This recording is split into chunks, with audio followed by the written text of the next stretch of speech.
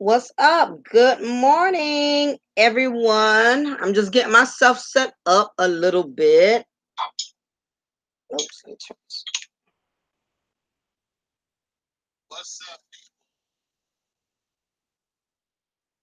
Yeah, I'm just getting myself set up. I'm going to give it like another 2 minutes just in case somebody else rolls in because I really wasn't thrilled with this Bobby Brown movie and I want to do a quick commentary on it.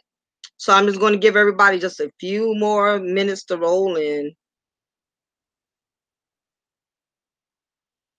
See.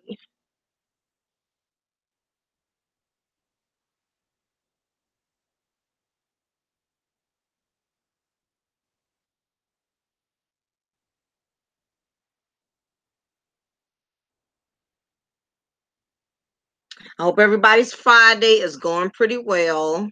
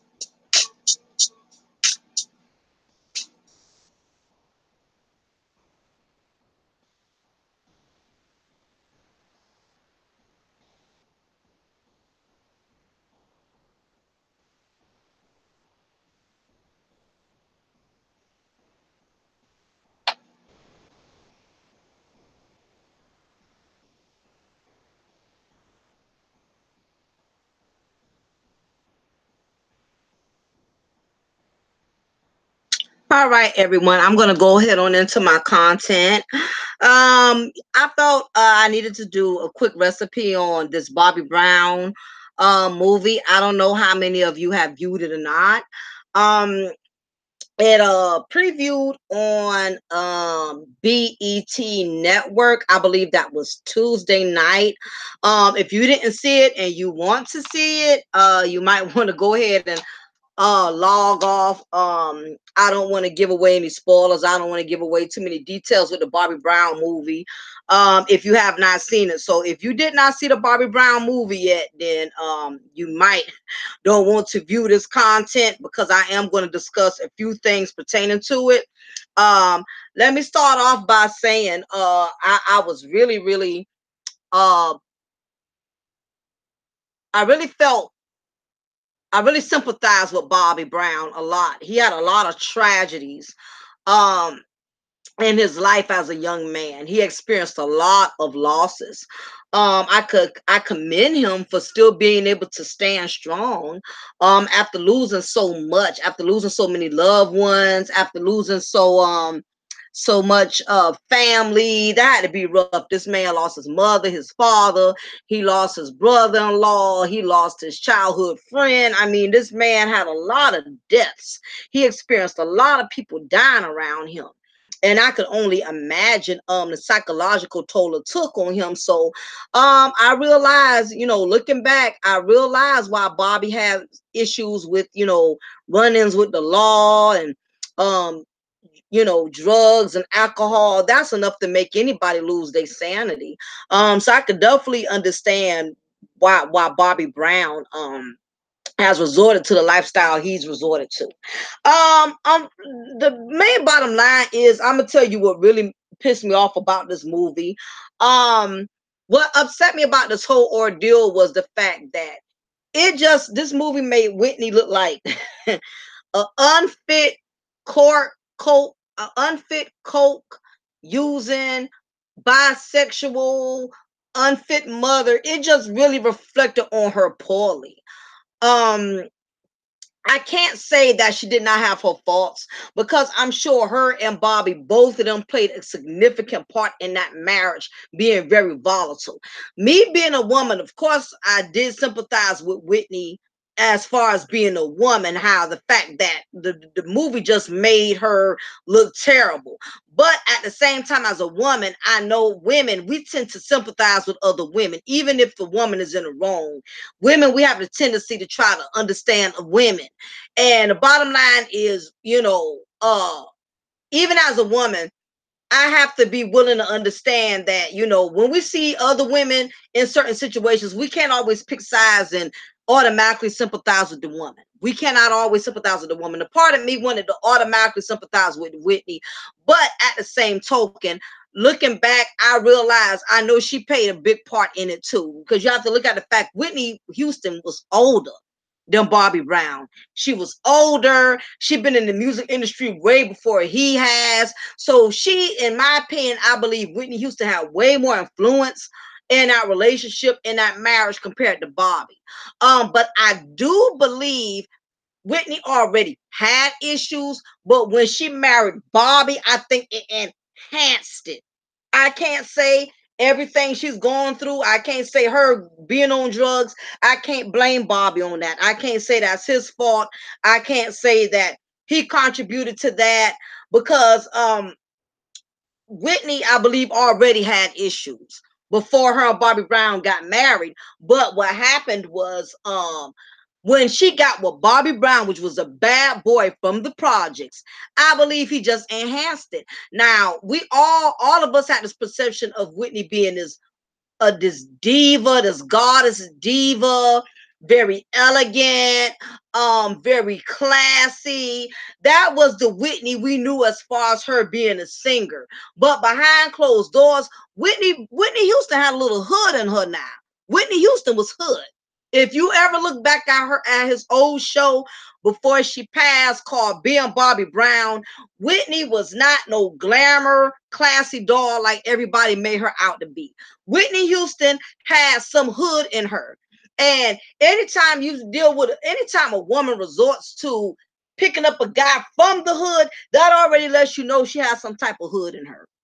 Because if you're very classy and very elegant, you're not going to be drawn to a guy from the hood, period. No different than you being a grown man. If you a man that carry yourself with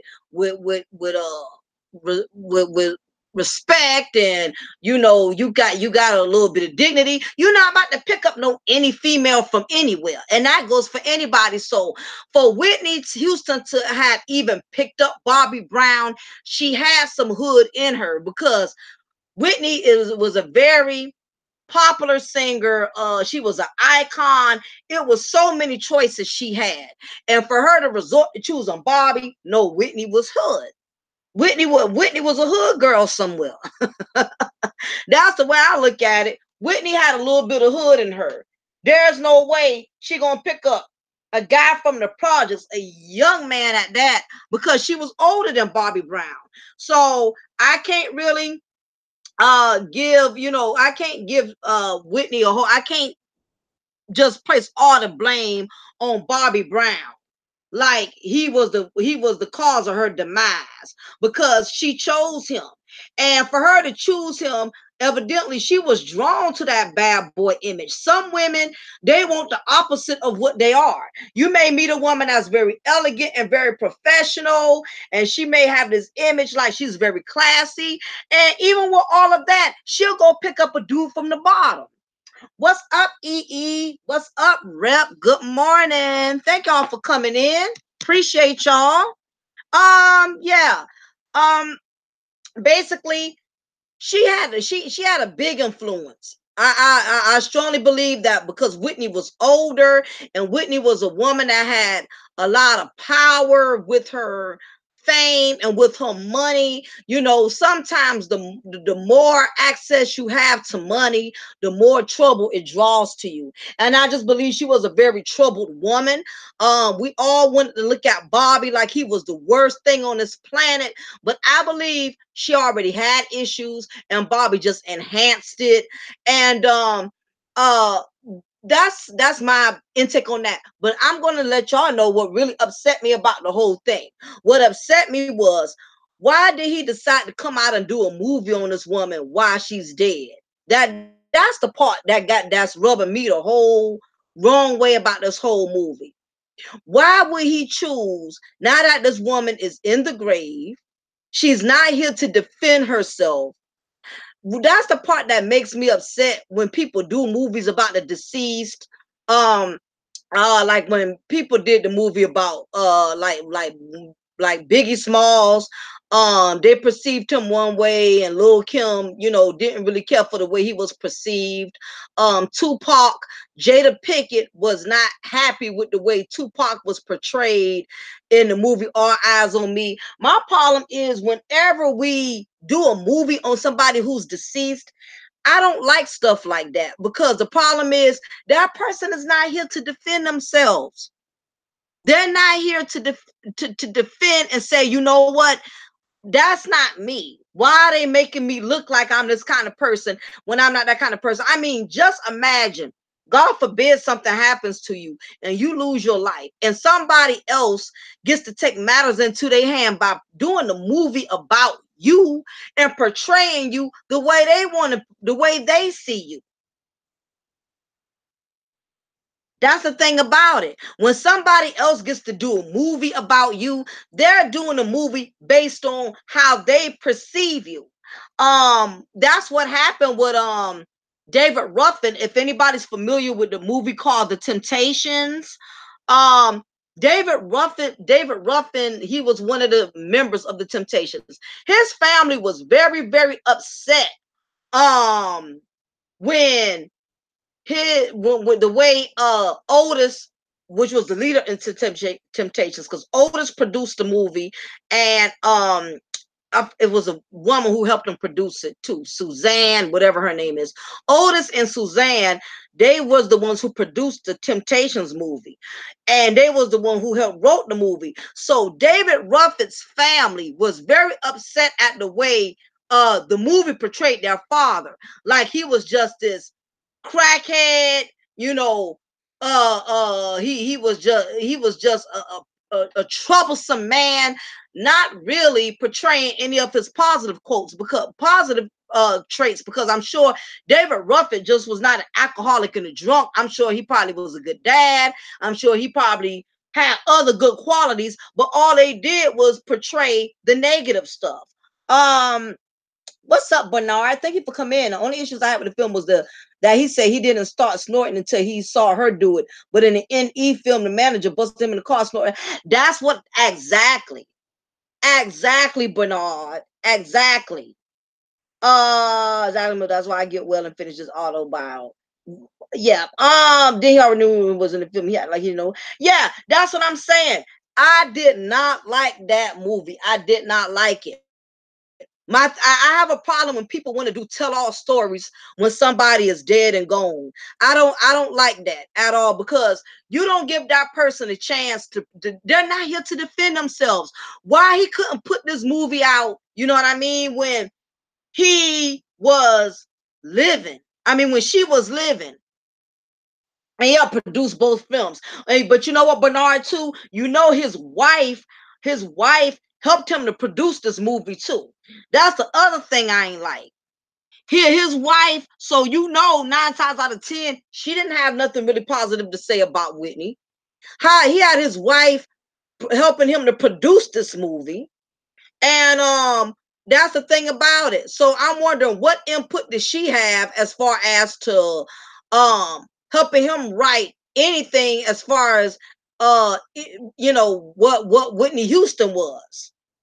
That's my whole thing. Oh, Rep, you didn't see it. Yeah, I know it's a spoiler. It's just basically, it's if you saw a New Edition movie, it's similar to that, except he's just specifically pertaining to him. My whole thing about the movie was Whitney looked at very bad. He did not say not one good thing about her in that movie. Everything was negative, negative, negative. And my thing is, for it to have been that bad, then why did Whitney divorce you? Why you didn't divorce Whitney? For her to have been this coke using, bisexual, unfit, drunk, bipolar, narcissistic broad, why you didn't divorce her? Why she divorced you? If you was that miserable and she was that troublesome, why did you hang in there? Why she left you? Why you didn't leave her? and that's my thing about it. This woman is dead and gone. It's already bad enough that the way she left already kind of tainted her legacy, because she did not leave here in a good light. You know what I mean? She left here with an addiction that she had already been struggling with. And let's face it, y'all, it's lonely at the top. She fell prey to what she fell prey to was no different than a lot of men and women in the industry has fall victim to. A lot of people in the industry have fell prey to drug addiction, have fell prey to sexual addiction, because when you have that much money, money sometimes enhances the demons that you're already struggling with. If you're already an alcoholic, money just makes you even more of an alcoholic. If you're very promiscuous when you broke, imagine how promiscuous you're going to be when you get some millions. If you already selfish when you broke, imagine how much more selfish you're going to be when you get millions. Money changes people. Money enhances what you already are. If you're a whore while you're broke, you're going to be even more of a whore when you're rich. Money just makes you more of what you already are. That's all it does. If you're already hood when you broke, you're going to be even more hood when you're rich. Look at Cardi B. Money just enhances what you already are. So didn't she have him sign a contract? That's here. Couldn't say anything about her. I'm confused. What's up, Detorian? Thank you for coming in.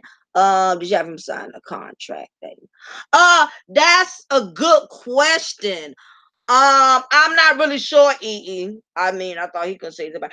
That's what I thought, because to me, yep, a good point to Terry on. Yep, exactly. I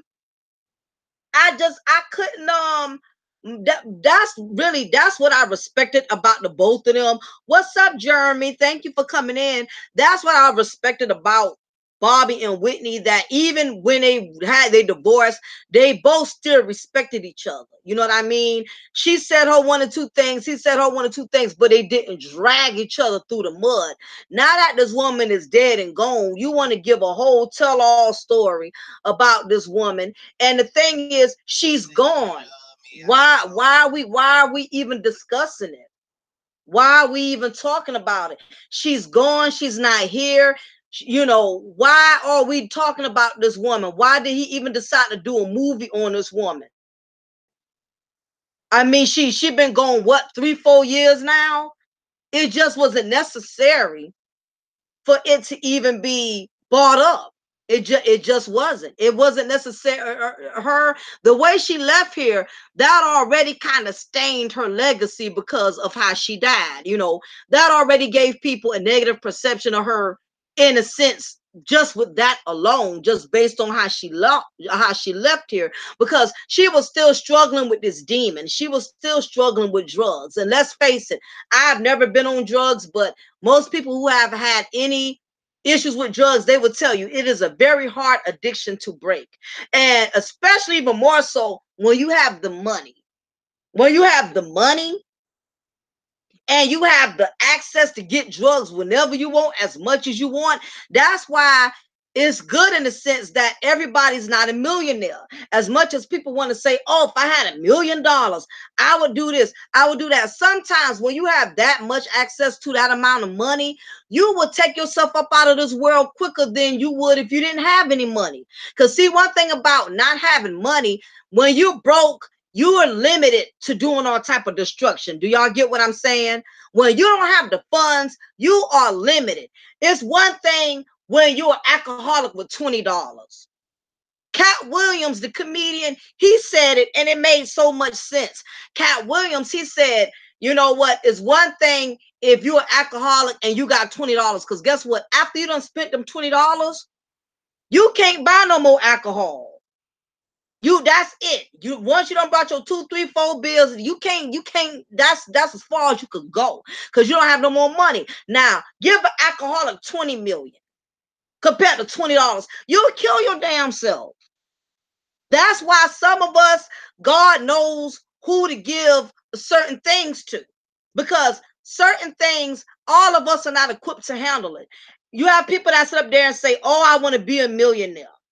Oh, I want to do this. Oh, I wish I had that amount of money. I wish I had 200,000. I wish I was a millionaire." Some of y'all can't even handle just your little paycheck. Some of y'all are some of y'all are blow y'all whole little $300, $400, $500 paycheck just on weed, alcohol, just on simple stuff. Let alone you get some millions, you'll kill your doggone self, because money gives you all type of access to things. Money is, they say money is the root of all evil, and it's not money, it's how you use money that makes it the root of all evil. That's what it boils down to. Some of us cannot handle no millions, because the thing about it is, one thing about struggles keep you in reality. Struggles keep you in check. If you're only making a certain amount of money every week or every 2 weeks, you can't just do stuff all kind of way, because your struggle keeps you in check. If I know I'm only got $500 this week out my paycheck, guess what? I can't just go blow my whole money and get drunk. I just can't blow my whole money and pay for all type of prostitutes or whatever the case is. Nope. I got to pay bills. I got to pay my light bill, my water bill. You limited in being able to cause any damage, because you don't have the funds to do as you want to do, how you want to do it. But the problem with these millionaires, with these celebrities who got all this access, that's why they stay in so much chaos. Because when you have money, money makes you feel like you don't have to use common sense. For instance, if I only got $5, if I only got like $50, and I know I got to buy groceries and put food in my house, I'm going to take those $50 and put groceries in my house. But if I got 50 million, I'm not thinking that's stuff like that. That's irrelevant to me. I'm not thinking about, little things like that, because my thing is, I got money. I don't have to discipline myself. I don't have to watch how I spend. I don't have to watch my budget. I can spend what I want, how I want, and not realizing that just because you have money, that doesn't mean you shouldn't have discipline. You still have to have discipline. And that's why we have lost so many celebrities from alcohol, drug overdose, drug use, because what happens is it's lonely at the top. When you're in an industry like that, you have so many vultures that are coming at you. You got people that's trying to rip you off for everything you have. You got people that are trying to be friends with you just to get close to you, to get to $1. You people trying to extort you. It's a whole lot that comes with that territory. Everybody wants to be rich, but everybody does not have the abilities to be able to handle that type of lifestyle. Because like I said, some people can't even handle being broke, let alone you get rich. A lot of people think money is the answer to everything. Well, if only I had this, if only I had enough of money, if only I could do this, and if I had $1 million, I wouldn't have to struggle. If I had $1 million, let me tell you something. Money just brings a new set of problems. It's not the solution to everything, because the moment you find out you hit lotto today, you know how many people are going to be coming at you? People going to be suing you for stuff that you didn't even know you owed them for. And you going to people going to try to rob you. People going to try to take your life. It's a lot of it's a lot of conflict that comes with money. You know what I mean? Because when you broke, at least one thing about being broke, when you broke, nobody bothers you, nobody hounds you, nobody wants to have anything to do with a broke person.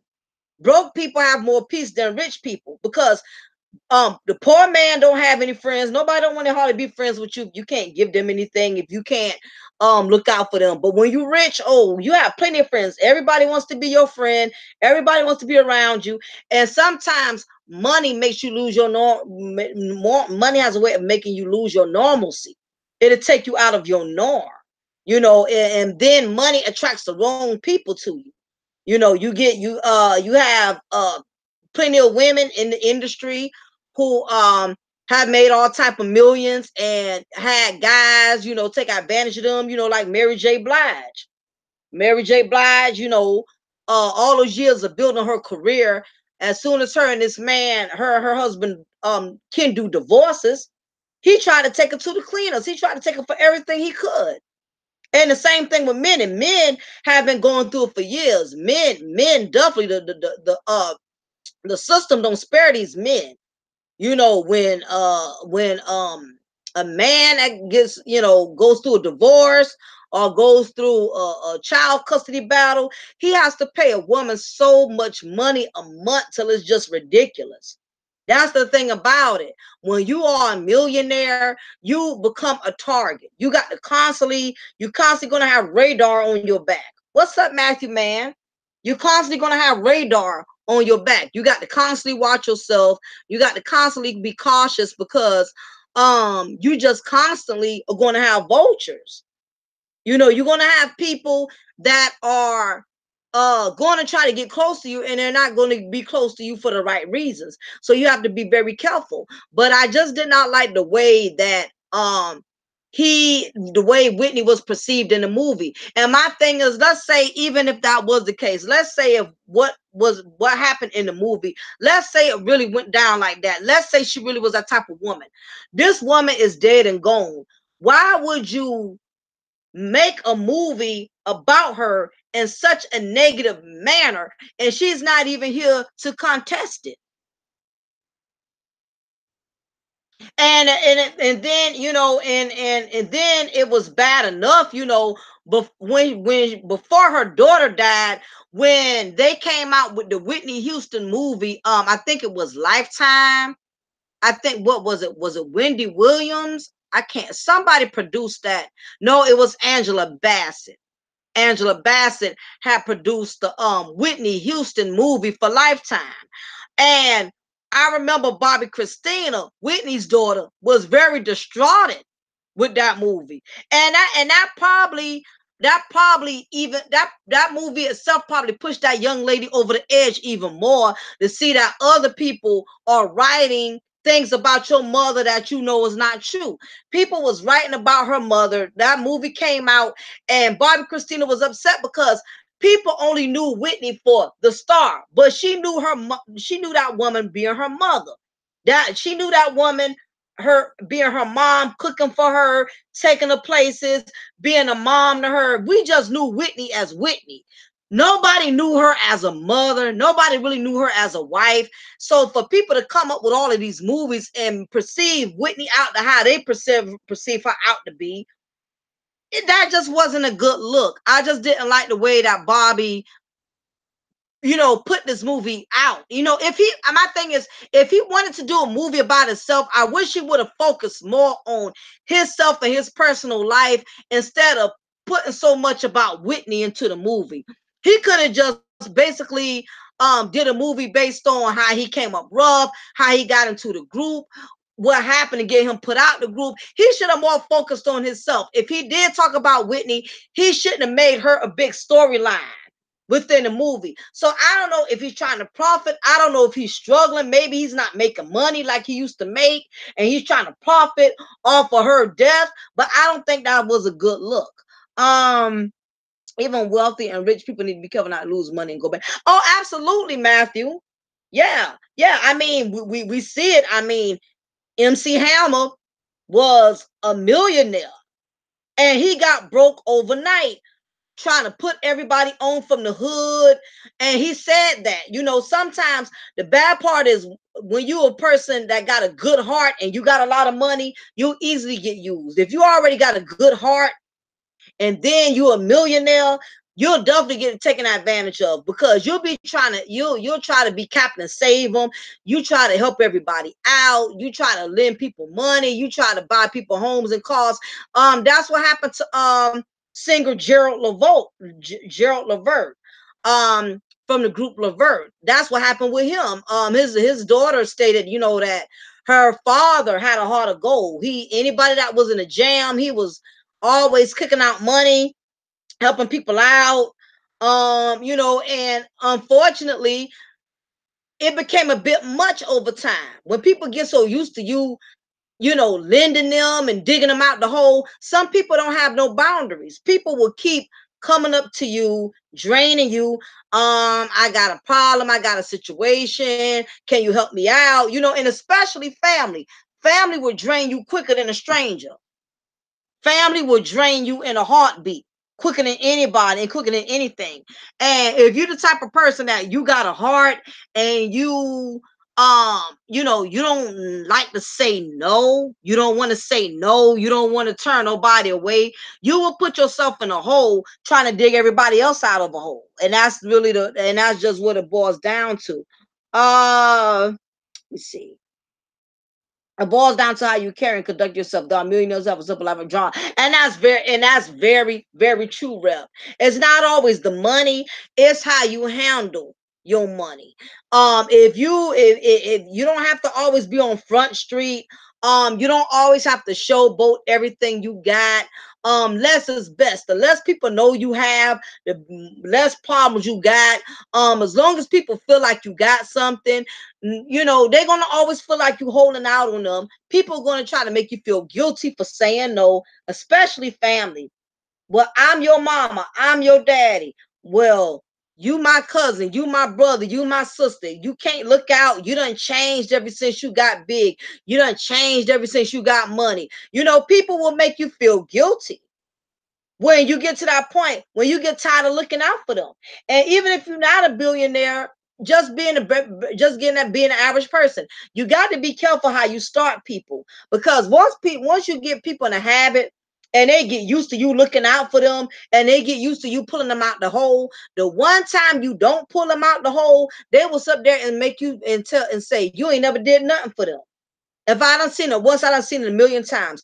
I done seen people dig the same person out, the same jam over and over and over. And the one time they don't do it, they want to talk reckless about this person.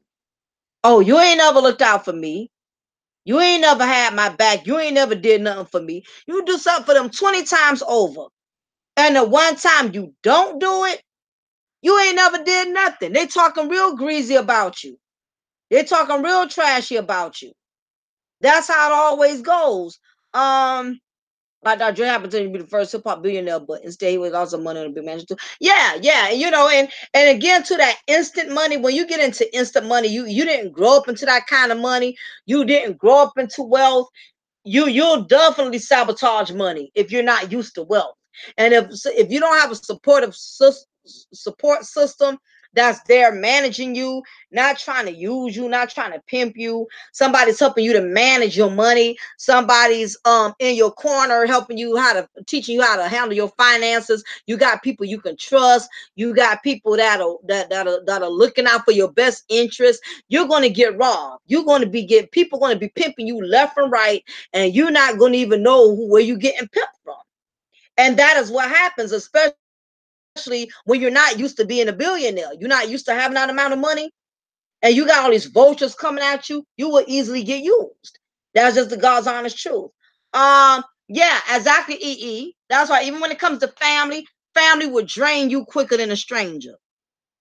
Family will make you feel guilty, and if you don't put any stipulations, they're gonna suck you dry and not gonna feel bad about it. I've seen the best people who have lost out trying to help out family. I've known people who done put themselves in a hole, who done put themselves in a bind, trying to look out for family, trying to help family, and then when it was their turn and they needed the favor, they couldn't get it back, and that's the sad part.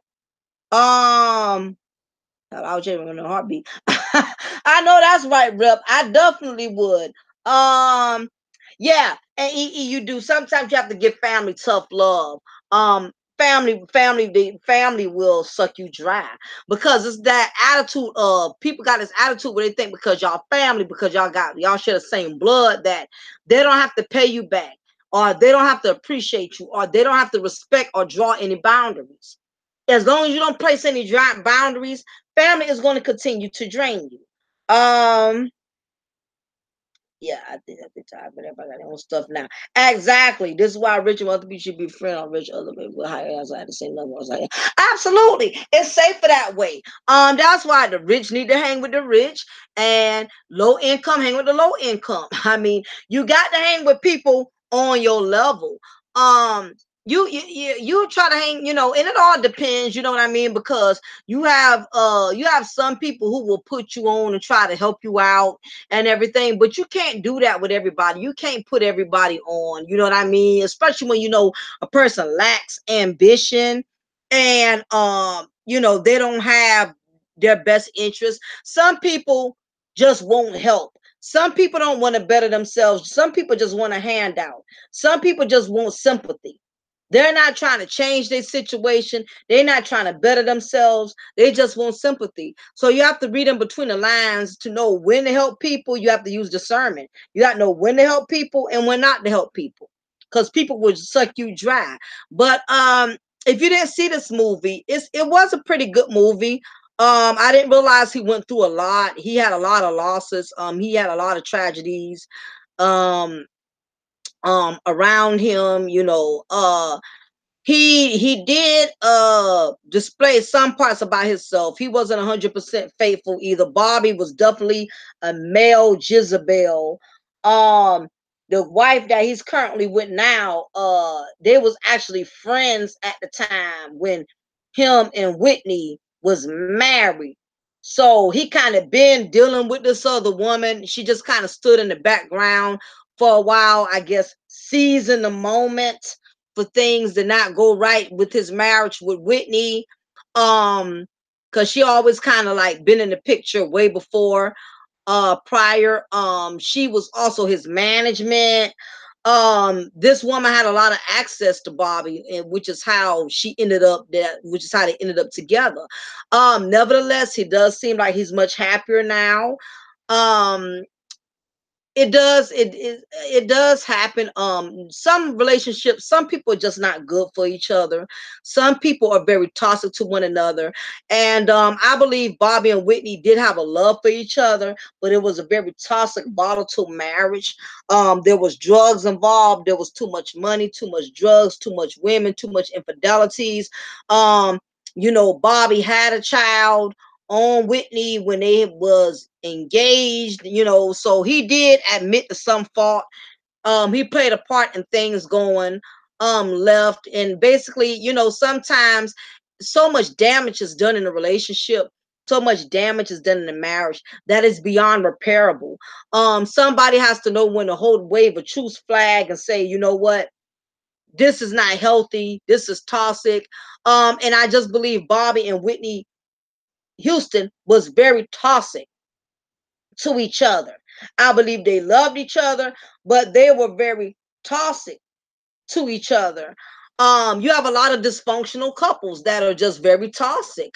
I had a girlfriend of mine, I had to end my friendship with her because she was in a very toxic ass marriage.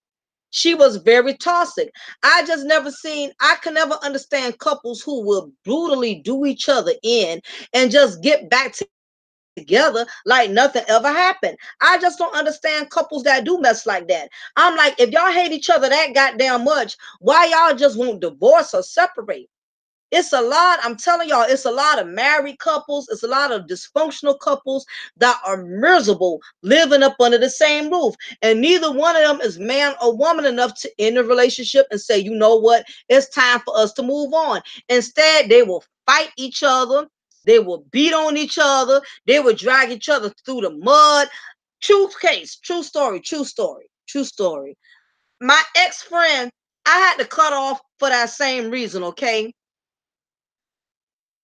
What happened with her was her and her husband had a very volatile marriage. Now, this is not to say my marriage is straight, my marriage is perfect, because it's stuff I went through and it's things I have taken and things that my husband had to deal with. So I can't knock nobody's journey and their marriage because it's stuff I done went through too. You know what I mean? So ain't like my doo-doo don't stink. You know what I'm saying? But um just another sad love song. Um yeah, but she was in a very volatile relationship. Her and this man would drag each other through the mud. I mean, he was taking the money from the house, spending it crazy, knowing they had too many kids, knowing they had too much debt. This was the last straw. He was already, I don't even have that kind of time on my hands to tell y'all all the stuff that they did to each other. I'll just tell you the most recent stuff they did. Her old man always had a problem with money, with gambling. He was a very bad investor when it came to money. Her husband's never been good with managing money. He likes to gamble money. He always pawn stuff. I mean, he's just real bad with money because he likes to gamble. He had like a gambling addiction. Point in case, a couple of years ago, she had got her income tax back, and what happened was she filed her income tax, and they were supposed to get back $10,000. They were supposed to get back 10 grand. And what was supposed to happen was they was already in the bind. They had been kind of suffering financially a couple of months prior. So she was looking for the income tax money to come because they had a lot of stuff that was on the line. Her car note, the bills, a lot of stuff. They done fell behind on a lot of stuff. So the whole time she looking for the income tax, she knows she filed the income tax and showed up yet. So she calls me and says, Mocha, when did you get your income tax? I said, I've been got my tax or whatever. I said, you should have been had yours before me because you filed before I did. Long story short, she found out this man had the whole $10,000 and he already blew it. He blew every penny knowing they needed the money. Knowing they needed the money.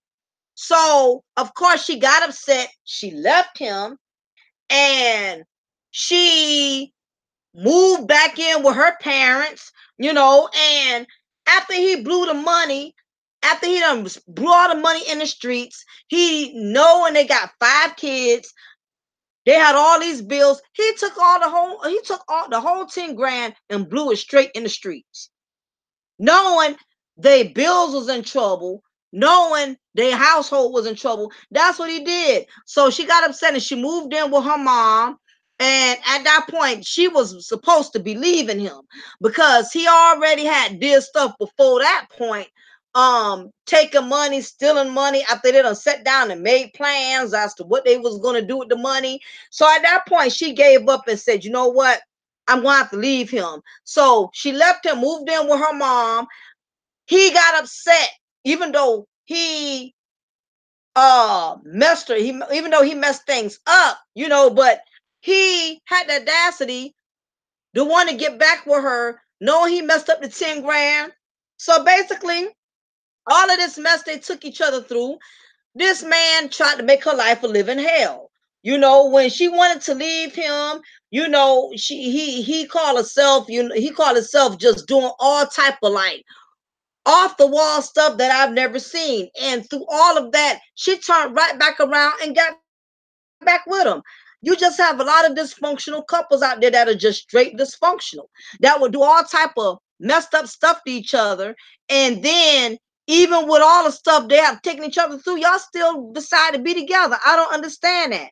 You have a lot of Bobby Browns and Whitney Houstons out there who would try to sabotage each other. Let me see. Hello, class. Look at you. I don't know stuff like that. Great job. Yep, that's definitely true. Y'all made a lot of valid points here. Let's see, man. Once again, there's no middle class anymore. Yeah. Yeah, Rep, that is very true. They said there's no such thing as middle class. You either low class or upper class. There's no middle class anymore. There's not a middle class anymore. It really isn't. Um, if you're maintaining and you're getting paycheck to paycheck, you're basically low class. High class is when basically you at a point to where you could retire. You got all these 401k plans, you got all of these, you own a lot of properties. Um, you got all these investments, these stocks and bonds. There's no longer middle class anymore. You either low class or you high class. Yeah, because it's just too much debt these days. So you either one or you are the other. But Anyway, y'all, I'm gonna get ready to go ahead and shut it down. I thank all of y'all for stopping in and hang out with me here at Lady Mocha's Cafe. I'm just getting still but yeah, it's definitely being real, and that's maybe a topic that we may have to discuss one of these days. Do we still have middle class? Because that's actually a good subject to talk about. But yeah, the struggle is definitely real. But again, if you do nothing to change it, it's that their own fault. Yeah, the struggle is definitely real, everybody. It's up to us as individuals if we want to better ourselves or if we want to stay confined, we want to stay to the bottom. Some people are comfortable with staying to the bottom. Some people do not want to grow. Some people do not want to elevate themselves to the next level. You know what I mean? So some people are comfortable in the struggle. You know what I mean? But on that note, everybody, I appreciate you. It's definitely been real. I may go live again tonight, 8 o'clock. I'm supposed to be getting in touch with Rude. Me and him are going to be doing the I'm gonna see if I can get in touch with him. Me and him are definitely going to do some very good content this evening. We're going to talk about the difference between ladies and the difference between hoes. I know he's going to give me some real raw truth on that. It's going to be a very interesting topic. So I will throw the link up. So if you hit that notification bell, you will know when me and Rule will start our show tonight. So on that note, definitely be on the lookout or whatever.